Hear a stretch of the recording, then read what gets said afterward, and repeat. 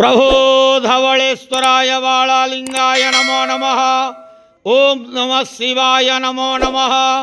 दीपं यदि वरं ब्रह्म दीपं यदि जनार्दनः दीपाहरत मे पाप पूजा दीप नमस्तुते।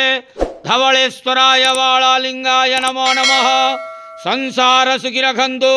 आज शुभ शुक्रवार रे समस्त श्रद्धालु भक्त मानक आश्रीपद करंतु, मनस्कामना पूर्ण करंतु, कर्म क्षेत्रोन्नति करंतु, ग्रहरिष्ट खंडन करंतु, जगतर मंगल करंतु, विश्वर कल्याण करंतु, आपणकर नाम प्रकाश करंतु, सेवकर डाक श्रवण करंतु, समस्त गुआवसा भक्त मानकर मनस्कामना पूर्ण करंतु।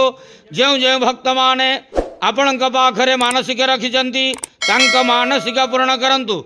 धवलेश्वराय बालालिंगाय नमो नमः। संसार सुखी रखंतु आनंद गेवार। हरि बोलो। आज शुभ शुक्रवार रे समस्त श्रद्धालु भक्त मानक आश्रीपद करंतु आनंद गेवार।